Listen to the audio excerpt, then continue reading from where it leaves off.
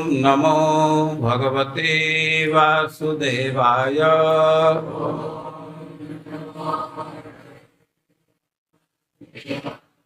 ओम नमो भगवते वासुदेवाय।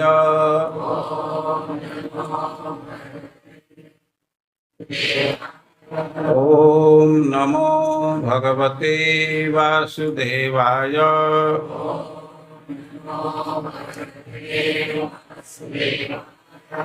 यहि नः यैर्न श्रुतं भागवतं पुराणं जैर्न श्रुतं भागवतं पुराणं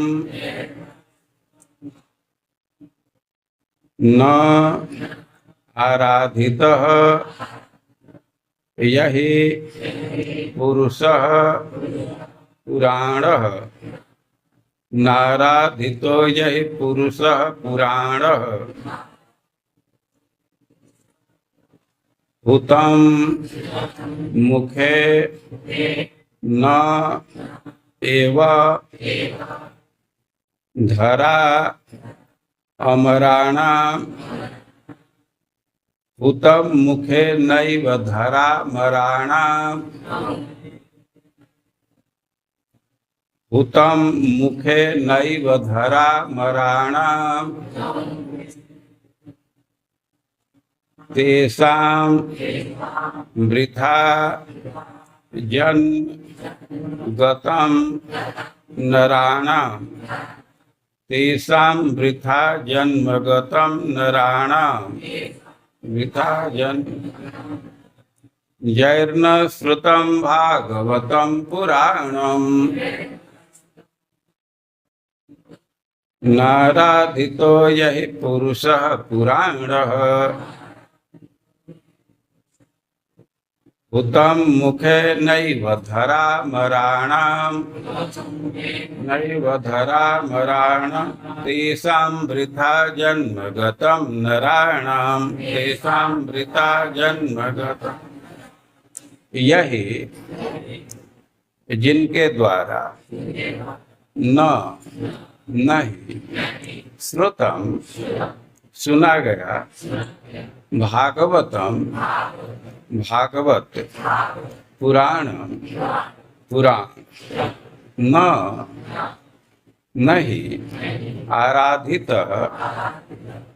आराधित हुए यही जिनके द्वारा पुरुष पुराण पुराण पुरुष हुतम आहुति दी गई मुखे मुख में न नहीं एव ही धरा पृथ्वी के अमराणाम देवताओं के तेषां उनका वृथा व्यर्थ जन्म जन्म गतम चला गया नराण मनुष्यों का।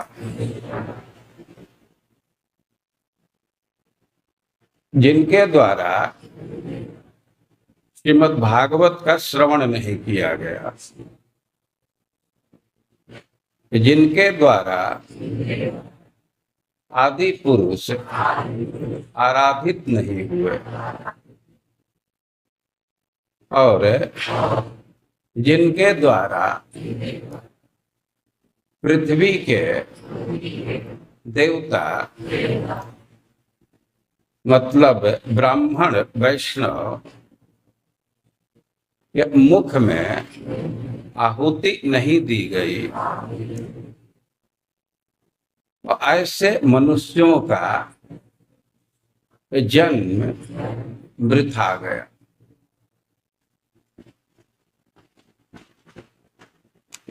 बहुत अच्छा श्लोक है। इस श्लोक में मनुष्य जीवन के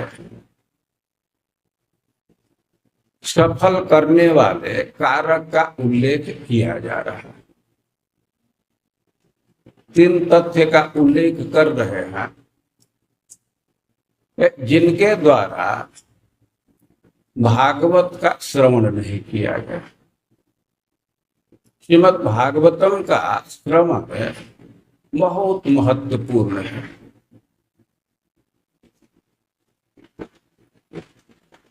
पद्म पुराण में सनकादि ऋषि प्रश्न किए हैं कि मन को शुद्ध करने का, ज्ञान वैराग को दीप्त करने का क्या साधन है। तो प्रार्थना उनका कि कोई साधन सुनाइए। सुत गोस्वामी स्पष्ट शब्दों में कहे हैं कि श्रीमद् भागवतम के अतिरिक्त मन को शुद्ध करने का कोई दूसरा प्रबल साधन नहीं। श्रीमद् भागवतम से बढ़ करके कोई दूसरा साधन नहीं है मन को शुद्ध करने के लिए। भक्त लोग बार बार प्रश्न करते रहते हैं, महाराज हमारा मन भगवान में कैसे लगे। भगवान में मन लगाना है और इसका सबसे बड़ा साधन श्रीमद् भागवतम।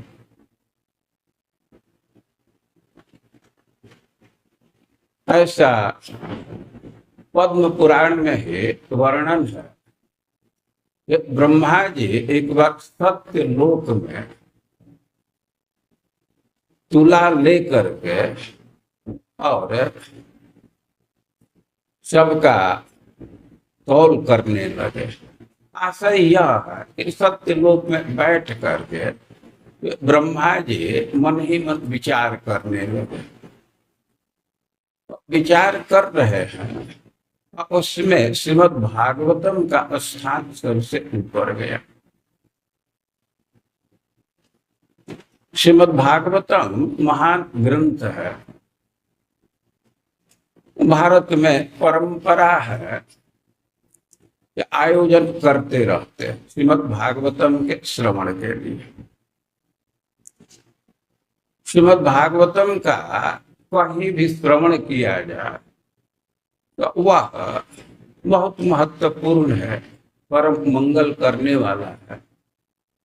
लेकिन इसी श्रीमद् भागवतम में लिखा गया है कि गृहस्थ को पुण्य देश और पुण्य काल का सेवन करना चाहिए। श्रीमद् भागवतम में एक प्रसंग है, उसमें युधिष्ठिर महाराज प्रश्न कर रहे हैं। राजसूय यज्ञ चल रहा था, वहां श्रवण कीर्तन मुख्य चीज था। महाराज युधिष्ठिर एक मुख्य श्रोता थे और नारद जी वक्ता थे। तो युधिष्ठिर महाराज वर्ण और आश्रम के धर्म के विषय में प्रश्न किए। नारद जी उत्तर दे रहे थे। पहले चारों वर्ण के धर्म का निरूपण किए, फिर वे आश्रम धर्म का निरूपण प्रारंभ किए। तो जानते हैं कि 4 आश्रम हैं,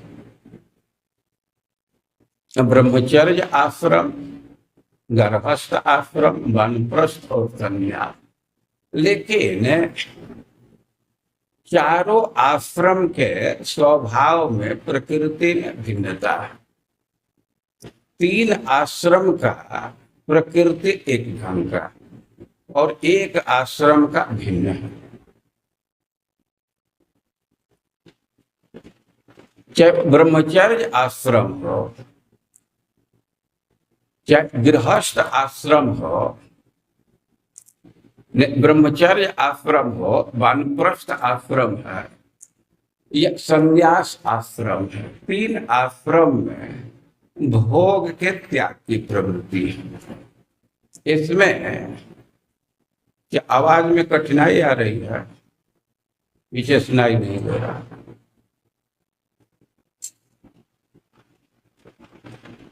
अभी नजदीक करने से तो बहुत नहीं बढ़ेगा। हरे कृष्णा कृष्णा कृष्णा हरे हरे, हरे राम राम राम।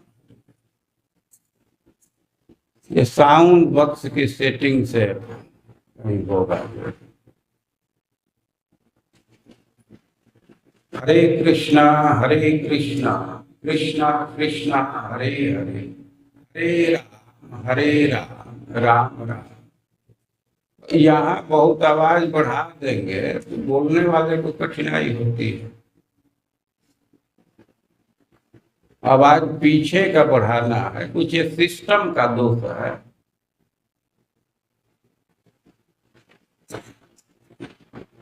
आवाज नहीं सुनाई देगी तो लोग बैठ करके क्या करेंगे। यहाँ आवाज की कमी नहीं है, यहाँ तो थोड़ा सा अधिक ही है।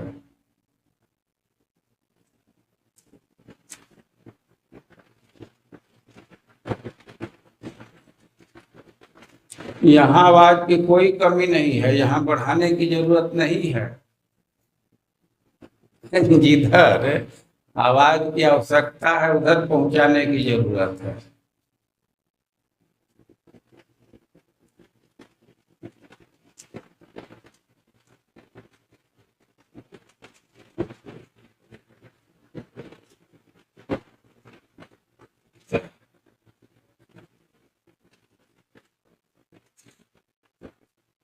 तो पहले से टेस्ट करना होता है।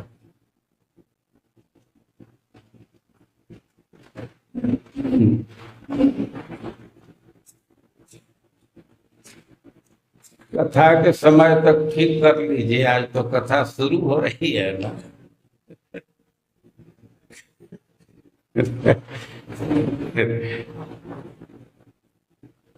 हमें बार बार एक घटना का स्मरण हो जाता है। काशी हिंदू विश्वविद्यालय गर्मी के टाइम में लंबे समय तक बंद रहता है। उस समय का हम लोग जब पढ़ते थे तो कैलेंडर में 20 मई से 9 जुलाई तक काफी लंबी छुट्टी होती थी। छुट्टी के समय में भी नए वाइस चांसलर आ गए, पुराने चले गए और नए आ गए। जिस दिन विश्वविद्यालय खुला 9 जुलाई को, थोड़ा घूमने के लिए, चेक करने के लिए निकल गए। कॉमर्स फैकल्टी में गए तो वहाँ एक स्टाफ थे और अपने पैर को ऐसे टेबल पर ऊपर रखे थे, ऐसे आराम से वो ओढ़े हुए थे। वाइस चांसलर को तो पहचान नहीं रहे थे, नए नए आए थे। वाइस चांसलर जाकर के पूछे, अध्यापक लोग आए हैं? वो बड़े आराम से कह रहे थे, अभी आज विश्वविद्यालय खुल रहा, विश्वविद्यालय खुल रहा। वो थोड़ा इधर उधर घूमे, अब फिर कह पूछे, अध्यापक लोग आए हैं? तो थोड़ा झुझला करके तो मैं कहा ना कि आज विश्वविद्यालय खुल रहा है। तो वाइस चांसलर चले गए, तब तक कोई बतलाया कि उस क्लर्क से कि यही वाइस चांसलर। हम तो बहुत परेशान हो गए, लेकिन वो कुछ किए नहीं। तो विश्वविद्यालय खुल रहा है, उसी तरह कथा तो एक दिन शुरू होता है, उस दिन कथा नहीं होता।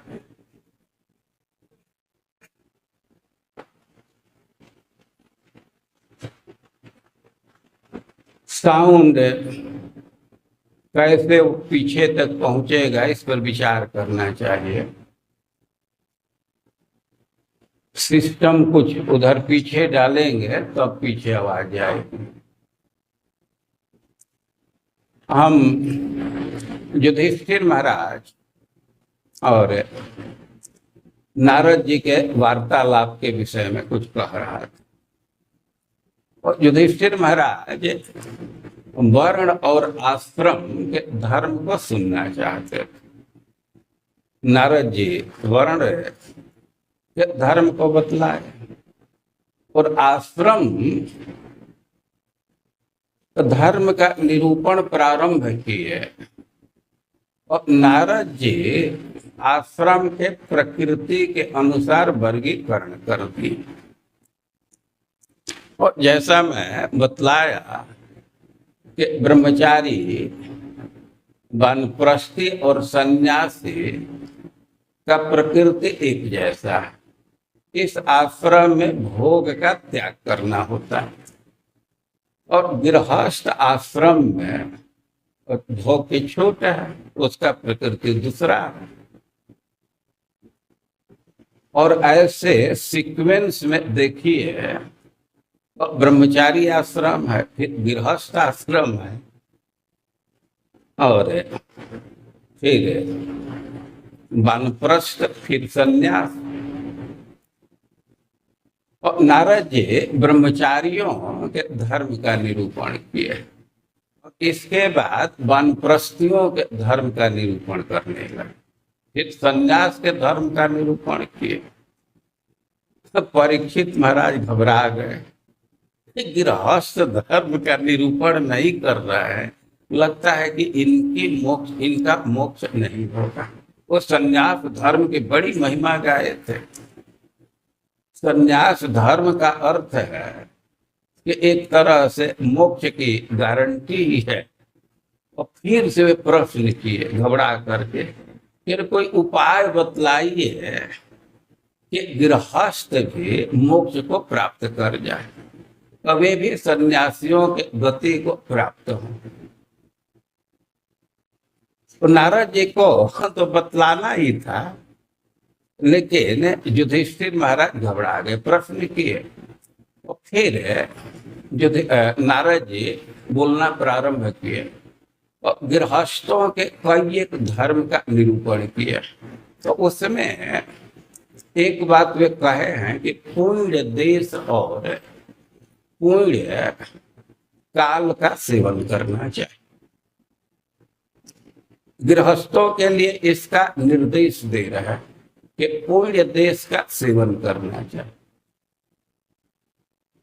देखिए, जो साधु सन्यासी हैं तो वे तो स्वतः ही वो तीर्थ में भ्रमण करते हैं। अधिकांश साधु सन्यासी तो तीर्थ में निवास ही करते हैं, और तीर्थ में नहीं भी निवास कर रहे हैं तो वे जाया करते हैं। लेकिन गृहस्थों के लिए कह रहे हैं कि उनको योजना करनी चाहिए, जरूर जाना चाहिए। गृहस्थी का ऐसा स्वभाव है जो टाइम निकालना थोड़ा कठिन होता है, कुछ ना कुछ काम लगा रहता है। गृहस्थ धर्म में, गृहस्थ जीवन में, धर्म में नहीं, गृहस्थ जीवन में दो बहुत भारी अवरोध है। एक तो पुत्र परिवार के प्रति राग, बेटा बेटी के प्रति इतना राग है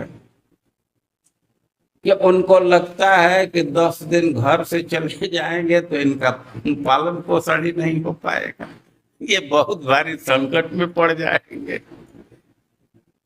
और दूसरी चीज है कि कार्य का बाहुल्य बहुत रहता है, कुछ न कुछ कार्य लगा रहता है। श्रीमद् भागवतम में उदाहरण दिया गया है गृहस्थी जीवन का खेत से। और खेत में खास करके बरसात का समय है तो बहुत घास उग जाता है, तो किसान लोग उसको जोतते हैं। अब 2 चास 3 चास 4 चास कर दिए तो एकदम खेत साफ हो जाता है, सब घास खत्म, लगता है कि अब घास खत्म हो गया है। लेकिन तब तक 1-2 सप्ताह के बाद ही उसमें हम मोथा और क्या क्या डूब जमने लगता है। और गृहस्थी में भी कुछ न कुछ काम लग जाता है।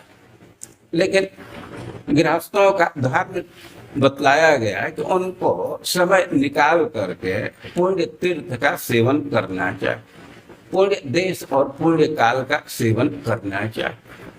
ये जो पुरुषोत्तम मास है यह पवित्र माना जाता है। ऐसे लौकिक कार्य के लिए ये मास बहुत अच्छा नहीं है, इसको मलमास कहते हैं। लेकिन ऋषियों ने विचार पूर्वक ये सब व्यवस्था की है। घर में शादी लग गई तब तो महीना 2 महीना उसी में लगे रहते हैं, कुछ न कुछ चिंतन करते रहते हैं। रिश्तेदारी में शादी है फिर भी वो उसकी तो उस दिन जाना है, ये करना है। 1 महीना शादी विवाह से छुट्टी। मलमास में ये सब कार्य नहीं होता, इस दृष्टि से इसको अशुभ महीना माना जाता है। लेकिन धर्म के आचरण के लिए ये बहुत शुभ माना जाता है। और इस दृष्टि से हम लोग विचार करें तो यह आयोजन बड़ा ही महत्वपूर्ण है। पुरुषोत्तम महीना है और गिरिराज जी के तलहटी में मानसी गंगा के तट पर यह आयोजन किया गया।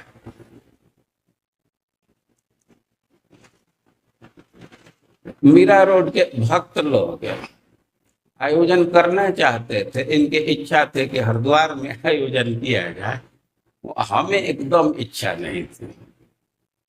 हम पुरुषोत्तम मास में ब्रज क्षेत्र से बाहर नहीं जाना चाहते, लेकिन बहुत आग्रह कर रहे थे। तो मैं सहमति तो नहीं दिया, लेकिन वे लोग एक डेट निश्चित ही कर दिए। हमारी एकदम इच्छा नहीं थी, लेकिन बाद में वे लोग खुद ही सूचना दिए हम लोग गोवर्धन में आयोजन करेंगे। तो हमें बहुत प्रसन्नता हुई, बहुत अच्छा गोवर्धन में। और अभी मैं विचार कर रहा था कि एक दिन थोड़ा श्रीमद् भागवतम के महिमा के साथ थोड़ा स्थान की महिमा पर भी बोलना चाहिए। अभी 1-2 दिन पहले विचार कर रहा था और स्थान का एक हिरार्की स्थापित किया गया है। श्रीपाद रूप गोस्वामी उपदेशामृत में कुछ स्थान के विषय में बोले हैं। जहाँ तक लोक पर विचार किया जो अनेक लोक है, तो सबसे श्रेष्ठ वैकुंठ है। लेकिन वैकुंठ से भी श्रेष्ठ मथुरा को माना गया, क्योंकि भगवान का वहां जन्म हुआ। और मथुरा से भी श्रेष्ठ वृंदावन। वृंदावन इस अर्थ में श्रेष्ठ है कि रास लीला भगवान वृंदावन में किए। और कह रहे हैं कि उससे भी श्रेष्ठ है गिरिराज जी का क्षेत्र, क्योंकि गिरिराज जी से भगवान का बहुत घनिष्ठ संबंध है। अपने हाथ पर 7 दिन रखे। गिरिराज क्षेत्र बहुत श्रेष्ठ है। और गिरिराज क्षेत्र में भी राधा कुंड का स्थान सर्वोपरि है। ठीक है, में राधा कुंड के विषय में तो प्रसिद्ध बात है कि राधा कुंड का निर्माण प्रिया प्रियतम खेल खेल में कर दिया। राधा कुंड श्याम कुंड के लिए कोई टेंडर नहीं निकाला गया,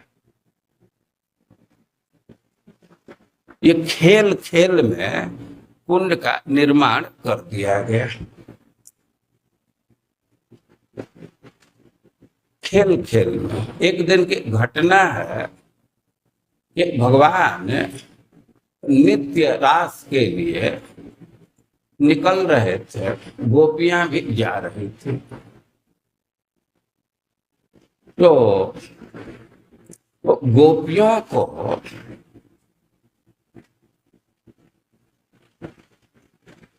सांड, एक बहुत खूंखार सांड था, वो बहुत तड़ेर करके देख रहा था, उनको डरा रहा था। क्या उस सांड का नाम था? अरिष्टासुर। बहुत खूंखार सांड था। उस सांड के विषय में जानना चाहिए कि उसका शरीर बहुत विशाल, उसका शरीर इतना विशाल था कि उसका जो ककुत था, बिल था, तो उस पर बादल आकर के बैठ जाते थे, अचल संज्ञा। उनको लगता था कि यह कोई पर्वत है, तो बादल उसी पर विश्राम करने लगते थे। और वो इतना शक्तिशाली था कि ऐसे पैर से कुदेरता था तो बड़े बड़े चहरदीवारी गिर जाते थे, और सींग से ऐसे माटी सांड उदेरते रहते हैं। वह माटी उदेरता था तो नगर के नगर ढह जाते थे, और जब हकड़ता था तो स्त्री का और गाय का दोनों का गर्भ स्राव हो जाता था और गर्भपात हो जाता था। स्रवंती च पतंती च, ऐसे श्रीमद् भागवतम लिखा गया। ये गर्भ स्राव और गर्भपात ऐसा लिखा गया है ग्रंथों में कि 4 महीना के अंदर गर्भ बाहर आ जाता है तो उसको गर्भ स्राव कहते हैं, और 4 महीने के बाद और 7 महीना से पहले वो बाहर आता है तो उसको गर्भपात कहते हैं, और 7 महीने के बाद जब गर्भ से बाहर आता है तो उसको प्रसव कहते हैं। तो अरिष्टासुर का आवाज इतनी भयंकर थी, कर्कश था, कि वो हकड़ता था तो स्त्रियों का गर्भपात हो जाता था, गर्भस्राव हो जाता, और गायों का भी। अब यही समझिए कि एक सांड के चलते ब्रजवासी अपना गांव छोड़ करके चले गए थे। ये नंद बाबा का अपना गांव नंद गांव है, लेकिन एक सांड के चलते, अरिष्टासुर के अत्याचार के चलते वो लोग अपना गांव छोड़ करके जा करके गोकुल में रहने लगे। ऐसा सांड भैंसा का अत्याचार होता है। हम लोग गांव छोड़ते तो नहीं देखे हैं, लेकिन हम लोग इतना देखे हैं कि व्यक्ति रास्ता छोड़ देता है। विश्वात्मा विष्णु हरि बैठे हैं, इनके गांव में एक भैंसा था, वो जिस एरिया में वो पता चल जाता है कि उधर है तो कोई उधर नहीं जाता था, रास्ता बदल करके जाते थे। जो अरिष्टासुर बहुत खूंखार था। गोपियां निकल रहे थे तो तड़ेर करके देख रहा था, उनको डरा रहा था। भगवान भी पीछे से जा ही रहे थे, वो उस अरिष्टासुर का वध कर दिया। देखिए, कोई भी प्राणी है और उसका कुछ कुछ अंग ऐसा होता है कि वहां से उसको बहुत आसानी से कंट्रोल किया जा सकता है। ये सांड भैंसा हैं, इनको बहुत शक्ति है, लेकिन उनके सींग को ऐंठ दीजिए तो अब उनकी शक्ति काम नहीं करती। पहिए के बैल को देखा जाता है कि पगहा तोड़ देते हैं, गर्दन में बांधिए पगहा तोड़ देंगे, खूटा कबार करके भाग जाते हैं। तो कृषक उनको सिंह में बांध देते हैं, सिंह में बांध दिए तब उनका बल नहीं काम करता। और भगवान तो गोप जाति का जो व्यवहार है उसमें बहुत दक्ष है। विविध गोप चरणेषु विदग्ध। तो गोप के आचरण में, चरण और आचरण एक ही है, उसमें वे बहुत एक्सपर्ट है, विदग्ध है। सांड बहुत खतरनाक था, लेकिन भगवान उसके सिंह को पकड़े और घड़ी में मोड़ करके गिरा दिए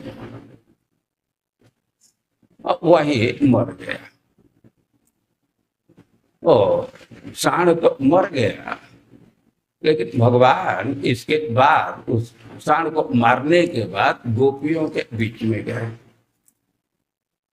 तो गोपियों के साथ नृत्य करना था, बहुत बहुत क्रीड़ा करना था, लेकिन गोपियां कहने लगे कि ना ना ना, हमको मत छुओ। मास्मन साध्य वृषभार्दन हंत मुग्धा घोरो सुरो यमति कृष्ण तदप्य गौ। गोपियां कहने लगे कि ना, आज तुम्हारे साथ हम लोग क्रीड़ा नहीं करेंगे। तुम गो वध किए हो, सांड का वध किए हो, तो हमारा स्पर्श मत करो। तो गोपियां भगवान कहने लगे कि अरे मुग्ध है, तो भोली भाली, तो वह सांड तो था लेकिन असुर था ना, हम तो असुर का वध किए हैं। गोपियां कही कि असुर हो कुछ भी हो, था तो गोवंश का ही, गो जाति का है। मृतो यथा द्विज निष्कृति के वृत्रासुर तो असुर ही था, लेकिन इंद्र उसका वध किए तो प्रायश्चित करना पड़ा ना। वो तो असुर था, लेकिन ब्राह्मण हत्या का पाप लगा। तो भले ही ये सांड असुर है, लेकिन वो जाति का है ना, तो कुछ शुद्धि का उपाय करो। जब तक तुम शुद्ध नहीं होगे तो हमारा स्पर्श नहीं कर सकता। तो भगवान कहे कि कैसे शुद्ध हो। तो गोपियां कहे कि तुम घूम घूम करके भूमंडल पर जितने तीर्थ हैं उसमें जाकर के स्नान करो, सब जगह जाओ और वहां स्नान करो, तब हम तुमको साथ खेल करेंगे, तुमको परमिट देंगे खेलने का, नहीं तो हमारे साथ तुम नहीं खेल सकते। भगवान विचार करने लगे कि मैं घूमने के लिए निकलूं, तीर्थ स्नान के लिए निकलूं, और बहुत कठिनाई से भी सब तीर्थों में स्नान करके आऊं, तो इनका क्या विश्वास है कि मानेंगे। मैं तीर्थ का स्नान करके आऊं और कह देंगे कि तुम झूठ बोल रहे हो, तब हम क्या करेंगे। भगवान कहे कि इसमें तो कठिनाई लग रही है, तो ऐसा करते हैं कि सारे तीर्थों को यही बुला देते हैं। सब तीर्थ यहाँ आ जाएंगे तो इनके सामने मैं आशीर्वाद स्नान करूंगा, तब तो ये झूठा नहीं कह सकती। ऐसे तो कह देंगे कि तुम झूठ बोल रहे हो, हमको नहीं विश्वास है। तो भगवान उस स्थान पर जहाँ पहले से वे मिट्टी उदेड़ा था अरिष्टासुर, तो पाद प्रहार किए, अपना पैर उस पर जोर से मारे और उससे पाताल से जल आने लगा और सब तीर्थ वहां उपस्थित हो गए। तो भगवान पद पद पर सावधानी रख रहे हैं, सब तीर्थ वहां आ जाए और मैं स्नान भी करूं, फिर भी गोपियां कह सकते हैं कि ना, हमें विश्वास नहीं है। तो तीर्थ लोग वहां उपस्थित हो करके और अपना आईडी दिखाए, सब है वह कहे कि सोणो सिंधुरहमस्मि भवामि ताम्रपर्णी पुष्कर बहम च सरस्वती।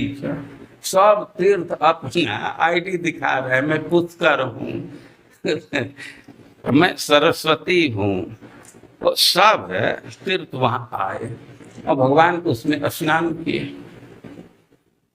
वो स्नान किए और अब गोपियों से पूछे कि अब तो हम शुद्ध हो गए ना। देखिए हाँ, तुम शुद्ध तो हो गए, लेकिन भगवान कहे कि तुम लोग को भी तीर्थ में स्नान करना होगा। तुम लोग असुर का पक्ष ली हो, वो पक्ष लेने से भी पाप लगता है। तुम असुर का पक्ष ली हो तो तुम पर भी पाप लगा। तो सब तीर्थ यहाँ उपस्थित हैं, तुम लोग इसमें स्नान करो। राधा रानी कहे कि ना ना ना, हम तो इसमें नहीं स्नान करेंगे।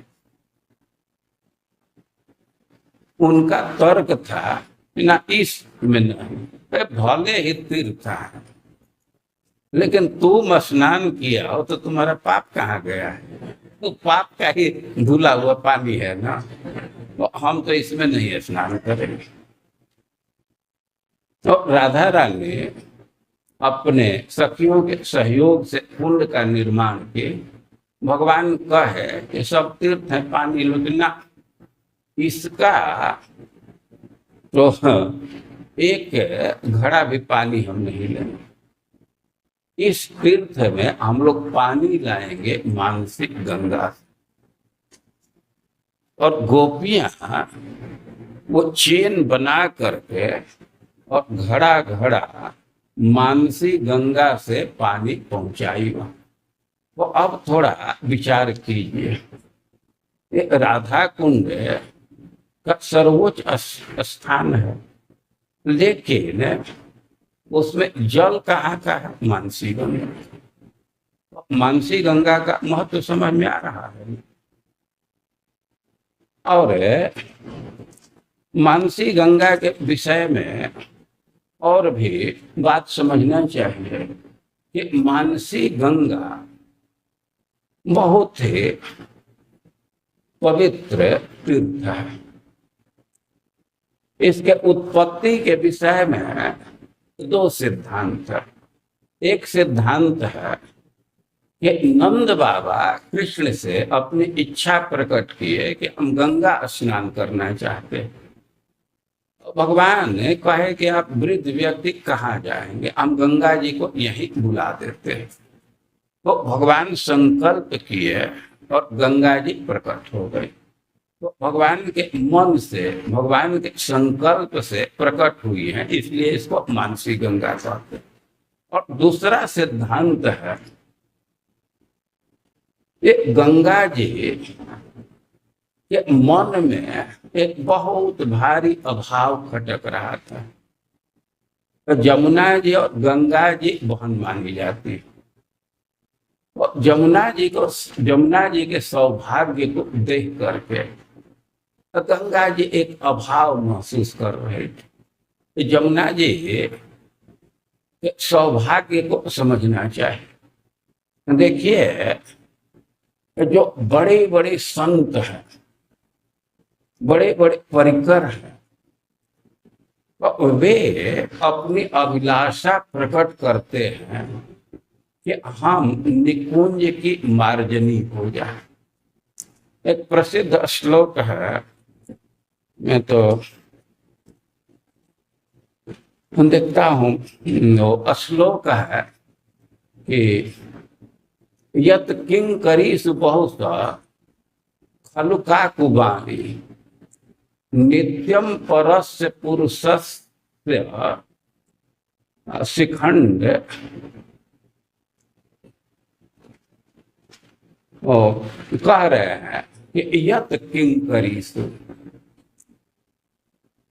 जिनके किंकिरियों के सामने बहुत सा खल काकुबाणी, भगवान बहुत नम्रता पूर्वक प्रार्थना करते हैं।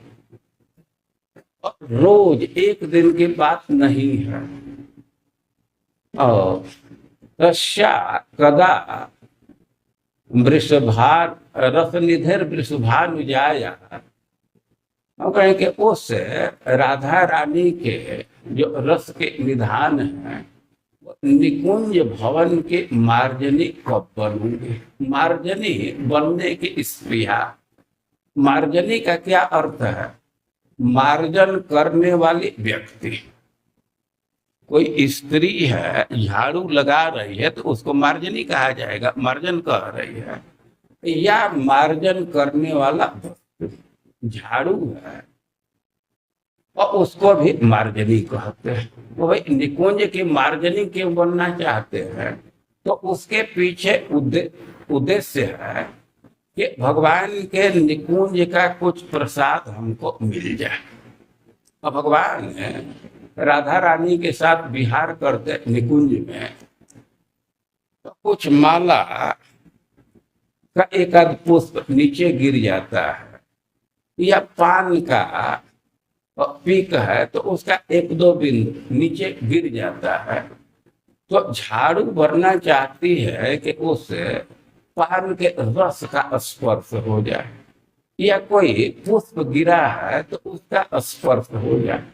और जो निकुंज का प्रसाद है, श्री कृष्ण राधा रानी का आलिंगन करते हैं तो माला मर्दित हो जाता है, राधा रानी के छाती से लग करके उनका कुमकुम उसमें लग जाता है। तो बड़े बड़े संतों की स्पृहा होती है कि हम मार्जनी बन जाएं तो उस प्रसाद का कुछ हिस्सा हमको मिल जाएगा। यमुना जी के सौभाग्य पर विचार कीजिए कि भगवान उस प्रसाद को यमुना जी को ले जाकर के स्वयं देते। तो भगवान निकुंज में विहार करने के बाद यमुना जी के तट पर जाते हैं, जल विहार करना है तो उस निकुंज के मर्दित माला को यमुना जल में डाल देते हैं, तो भगवान अपने से प्रसाद पहुंचाते। और यमुना जी को यह सौभाग्य प्राप्त होता है कि कृष्ण के अंग का निरावरण स्पर्श होता है, सब अंगों का स्पर्श होता है। तो भगवान ने बहुत देर तक यमुना जी में संतरण करते हैं, विहार करते हैं। तो ये सब सौभाग्य को देख करके तो गंगा जी के भी स्पृहा होते कि हमको भी ऐसा सौभाग्य मिलता। तो यमुना जी से प्रार्थना की कुछ व्यवस्था करो कि हमको भी कुछ सौभाग्य मिले। और सुनते हैं कि यमुना जी के प्रार्थना से भगवान ने गंगा जी को प्रकट किए ब्रज में, और यहाँ वे विविध प्रकार की लीला किए हैं। ऐसा श्रीपाद चक्रवर्ती पाद जी लिखे हैं गोवर्धन अष्टक में कि अत्रैव यही स्थान है कि गंगा मनुनावी, कृष्ण यहाँ नाविक बन जाते हैं। यत्रैव गंगा मनुनावी राधाम आरोह्य मध्य तु निमग्न नौकः कृष्णो ही राधानुगलो बभौस गोवर्धनो में दिशताम अभीष्टम। गिरिराज जी के विषय में बहुत बात कह रहे हैं, और उसमें एक बात कह रहे हैं कि यत्रैव गंगा मनुनावी राधा, यही स्थान है, ये मानसी गंगा कि इसमें कृष्ण नाविक बन जाते हैं, अनुनावी, और राधाम आरोह्य, वे नाविक हैं और राधा रानी को नाव पर बैठाते हैं। राधा रानी जब नाव पर बैठ गई तो तट से नाव को लेकर के जाते हैं, और बीच में जाने पर अपना नाव को हिलाने लगते हैं। कृष्ण बहुत एक्सपर्ट हैं, तो ऐसे नाव को हिलाते हैं कि लगता है कि अब नाव पलट जाएगी, अब पलट जाएगी। राधा रानी बहुत भयभीत हो जाती है, नाव डगमग होने लगता है तो भय सबको भी होता है, और खास करके ऐसी स्थिति में तो स्त्री जाति में और अधिक भय उत्पन्न हो जाता है। और कृष्ण इस विषय में बहुत एक्सपर्ट हैं, तो ऐसे डुलाते हैं नाव को कि राधा रानी भयभीत हो जाती हैं, और वे नाव को डुबा ही देते हैं। उस समय कृष्णो ही राधा न गलो बहुसा, उस समय तो राधा रानी कृष्ण के गला को पकड़ करके, उनके गर्दन के पकड़ करके झूल जाती है। तो कह रहे हैं कि कृष्णो ही राधा न गलो बहुसा, और उस समय कृष्ण बहुत अच्छे लगते हैं। राधा रानी कृष्ण के गले को पकड़ करके झूल जाती हैं, और उस समय कृष्ण बहुत अच्छे लगते हैं। अब जो भी जुगल उपासना के रसिक भक्त हैं जो बहुत प्रसन्न होते हैं। देखिए, उपासना में एक चीज स्पष्ट देखा जा रहा है कि प्रिया प्रियतम जितना निकट होते हैं तो उनके परिकरों को उतना अधिक आनंद का अनुभव होता है। तो जब राधा रानी कृष्ण के गले को पकड़ करके झूल जाती हैं तो बहुत अच्छा लगता है। तो कह रहे कि यही गोवर्धन के तट में इसी मानसी गंगा पर यह लीला। आप प्रिया प्रियतम के लीला पर विचार करेंगे तो उसमें तीनों विभाग है। जैसे मिलिट्री का 3 विभाग है, तो भगवान के लीला का भी 3 विभाग है। कुछ कुछ लीला स्थल पर होता है और कुछ कुछ लीला स्थल से ऊपर होता है और कुछ कुछ लीला स्थल से नीचे जल में होता है।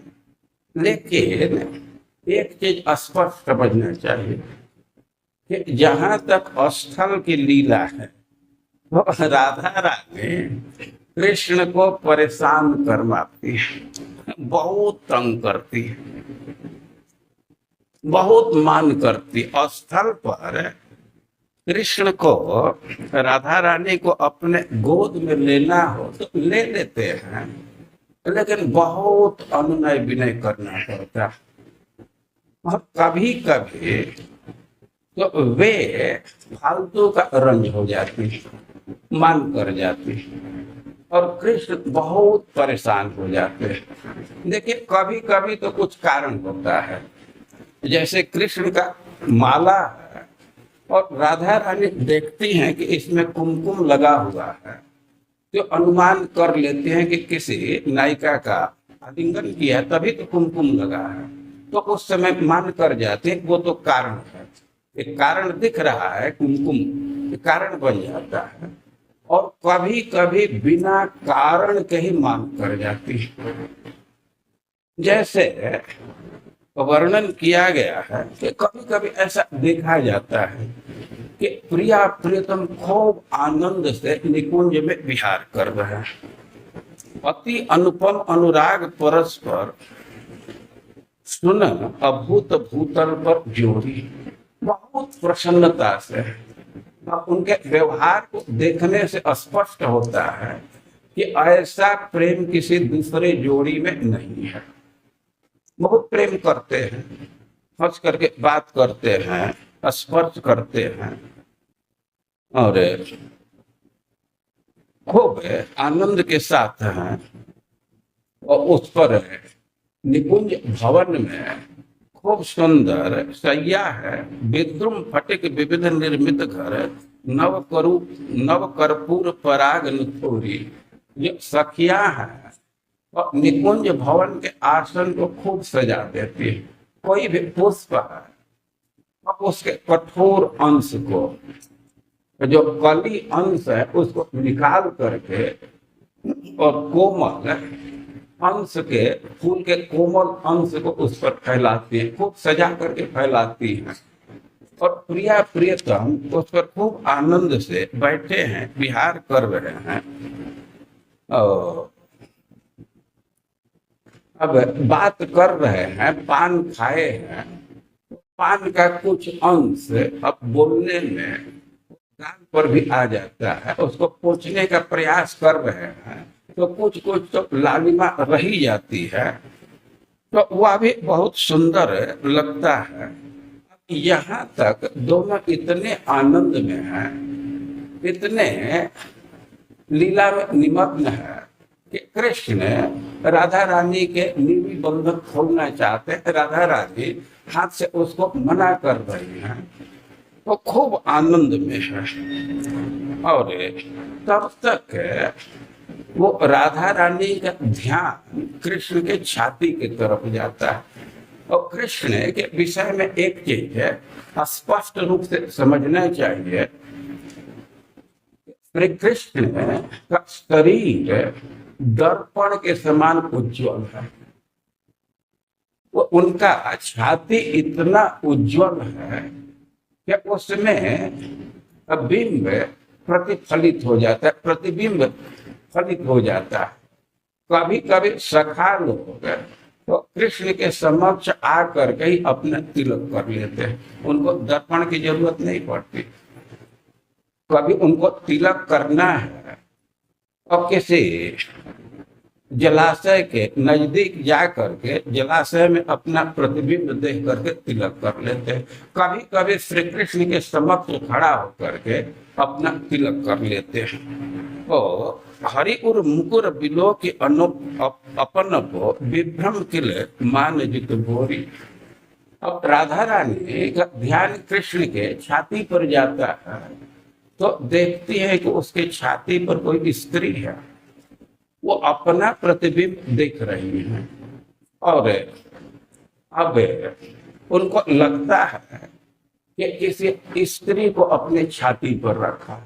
अब तो वह भोरी है मान कर जाती है, एकदम रूठ जाती है, उनको बहुत बुरा लगता है।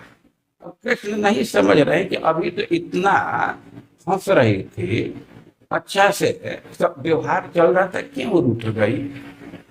तो कृष्ण पूछते हैं, अब राधा रानी तो गाली प्रारंभ करती, अरे कपटी, कहते हो कि मैं प्रेम करता हूँ, सीधे छाती पर स्त्री को बैठाए हो। कृष्ण अपने तरफ से सफाई देना चाहते हैं कि ना ना ना, ये दूसरे का नहीं है, ये तो तुम्हारा प्रतिबिंब है। वो लाख कहते हैं लेकिन नेत नेत वचनामृत सुनी सुनी ललितादिक देखत चोरी। अब ये कहते हैं कि ना ना, एकदम तुम झूठ बोल रहे हो, एकदम कपटी हो, बात तो बनाते हो कि हम तुमसे प्रेम कर रहे हैं और हमारे सामने अपनी छाती पर दूसरे स्त्री को बैठाए हो। ये निकुंज में लीला चल रही, निभृत निकुंज में। और जो सखियां हैं तो वे किसी गवाक्य से, किसी छिद्र से इस लीला को देख रही हैं। तो वे तो हंस रही हैं ये सब देख करके। अब कृष्ण को बहुत सफाई देते, राधा रानी एक सुनने को तैयार नहीं है। वे जा करके राधा रानी के चिबुक पकड़ करके सहलाना चाहते हैं, तो राधा रानी इतना गुस्सा में है कि हाथ से झटक देती हैं, कृष्ण का माला टूट जाता है। राधा रानी बिना कारण का भी मांग कर जाती है। तो भगवान राधा रानी से कहते हैं कि इतो श्रम तबहु नाही भयो। तुमको मनाने में हमको जितना परिश्रम लगता है तो उतना परिश्रम उस समय भी नहीं। किस समय बड़ा बड़ा कार्य किया, समुद्र पर पुल बांध दिया, लेकिन हमको इतना परिश्रम नहीं लगा। तीनों लोक को नाप लिया, लेकिन हमको इतना परिश्रम नहीं लगा। ब्राह्मण के पुत्र को लाने के लिए तो समुद्र को शोध मारा, सब खंगाल डाला, लेकिन हमको इतना परिश्रम नहीं हुआ। जंगल में आग लगा, उसको पी गया, लेकिन इतना हमको परिश्रम नहीं हुआ जितना तुमको तुम्हारी मांग दिया।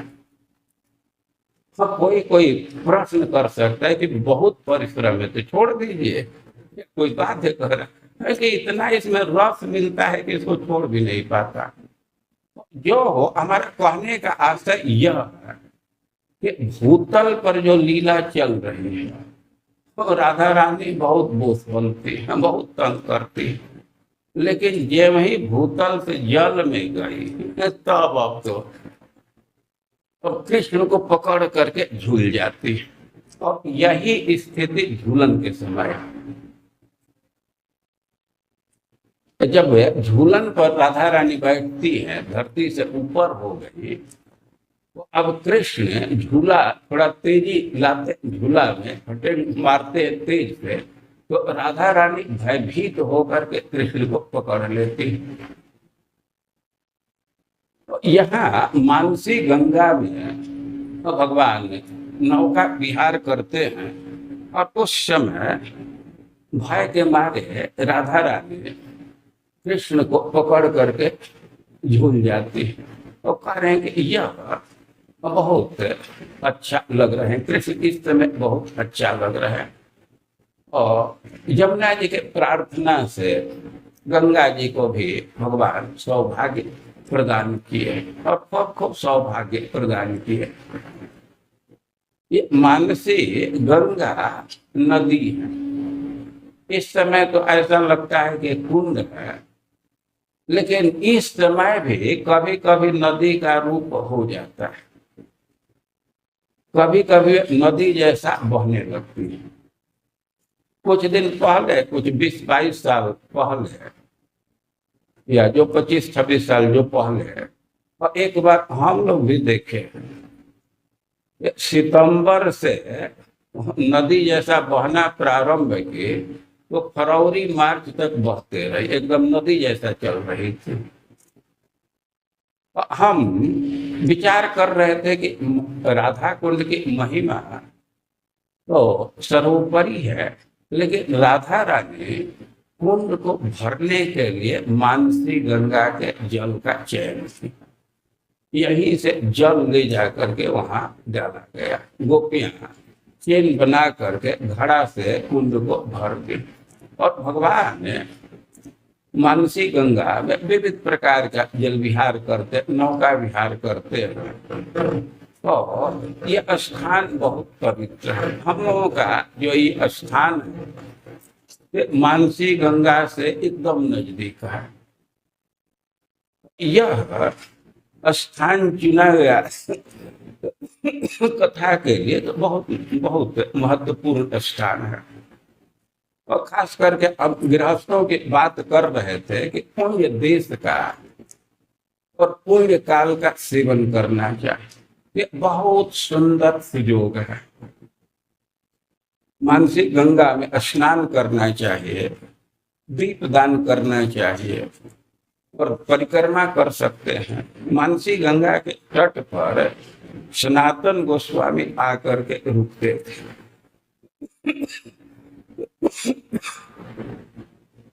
भगवान के प्रपौत्र हैं बद्रीनाथ जी। तो ब्रज को सजाने के क्रम में वे अनेक मंदिर का निर्माण कराए। तो खास करके 4 विष्णु मंदिर का निर्माण कराए, 4 शिव मंदिर का निर्माण कराए। उसमें से एक विष्णु मंदिर और एक शिव मंदिर ये मानसी गंगा के तट पर ही। हरिदेव जी मानसी गंगा के तट पर हैं, और चक्रेश्वर महादेव मानसी गंगा के तट पर। इस स्थान पर वास करने को मिला है, इस स्थान का सेवन करने का सुयोग प्राप्त हुआ है। मानसी गंगा में स्नान कर सकते हैं, मानसी गंगा की परिक्रमा कर सकते हैं, मानसी गंगा में दीपदान कर सकते हैं। और बहुत भक्तों की रुचि रहती है गिरिराज जी की परिक्रमा करने में। अब कथा में है तो गिरिराज जी की परिक्रमा रोज करना संभव तो नहीं है, दोनों करना एक साथ कठिन है। लेकिन ये भक्तों में प्रचलित प्रथा है, वे गिरिराज जी का परिक्रमा 2 दिन में करते हैं। एक दिन दान घाटी से दक्षिण का परिक्रमा करते हैं, और दूसरे दिन दान घाटी से उत्तर की परिक्रमा करते हैं। कुछ कुछ संत हम देखे हैं कि बरसाना से रोज आते हैं, बरसाना से परिक्रमा के लिए रोज आते हैं, रोज उनका नियम है, और लौट करके चले जाते हैं। मैं एक दिन पूछा कि परिक्रमा करके अभी लौट आए, तो बतलाए लोग कि पूरी परिक्रमा नहीं करते, एक दिन आए तो गिरिराज जी के दक्षिणी भाग का नहीं, दान घाटी से दक्षिणी भाग का कर लिए, और दूसरे दिन उत्तरी भाग का। तो यह भी मान्य परंपरा, इस परंपरा का अनुसरण किया जा सकता है, थोड़ा आसान हो जाएगा। एक दिन एक पार्ट का, दूसरे दिन दूसरे पार्ट का। तो इस स्थान का सेवन कई एक ढंग से किया जा सकता है। हमें और इस दृष्टि से इस स्थान पर आयोजन किया गया और बहुत संतुष्टि थी। हम मुख्य मूल जो श्लोक लिए थे उसमें ये कह रहे हैं कि जैर्न श्रुतम भागवतम पुराणम नाराधितो ये पुरुष पुराण। भगवान की आराधना नित्य होनी चाहिए। और हुतम मुखे नैव धरा मराना, जीवन को सफल करने का एक कारक है ब्राह्मण वैष्णवों को भोजन कराना। तो श्रीमद् भागवतम इसका भी अवसर प्रदान करता है।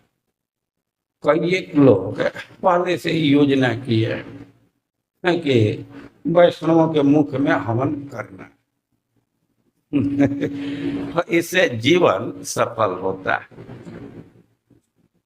बहुत अच्छा सुयोग मिल जाता है, इसको भी करना चाहिए। जिसके जो क्षमता है उसके अनुसार कर सकता है। सामग्री दे सकते हैं, और नहीं तो कम से कम शरीर से भी कुछ लोग सहयोग कर सकते हैं। खास करके रोटी बनाने में बहुत सहयोग की जरूरत होती है। वो अच्छा रोटी बना करके आहुति डालेंगे तो बहुत ही आशीर्वाद मिलेगा। कांचा रोटी का आहुति नहीं डालना चाहिए रोटी पका करके आहुति डालना चाहिए। इस आयोजन में कई एक लोग पूछ रहे हैं क्या कथा होगी। हम योजना किए हैं 2 दिन तक, 2 दिन मतलब 4 सत्र में कृष्ण कर्णामृत के एक श्लोक की व्याख्या की जाएगी। कृष्ण कर्णामृत बड़ा ही उच्च ग्रंथ है। चैतन्य महाप्रभु इसका गान करते थे, और वे बोले हैं कि कृष्ण कर्णामृत सम वस्तु न है त्रिभुवन। त्रिभुवन में कृष्ण कर्णामृत के समान कोई दूसरा वस्तु नहीं है। और कृष्ण कर्णामृत के एक श्लोक व्याख्या को हम लोग समझने का प्रयास करेंगे। 2 दिन इसमें जाएगा, और इसके बाद श्रीमद् भागवतम के 2 अध्याय की कथा होगी।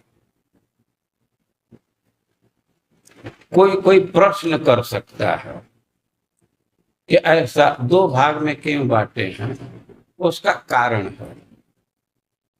देखिए, कृष्ण कर्णामृत की कथा होगी तो पहले से ही हम मान करके चल रहे हैं कि कुछ लोग कहेंगे, ऊपर ऊपर से बात चली जा रही, दिमाग से ऊपर चली जा रही। कुछ लोग तो डांटने लगते हैं। हमारा तो अनुभव है कि मंच पर बैठा और वहीं कोई डांटने लगता है, ये सब क्यों बोल रहे हैं कौन समझ रहा है? समझने वाले हैं,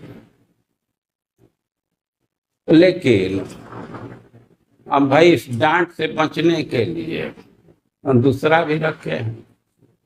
3 दिन श्रीमद् भागवतम की कथा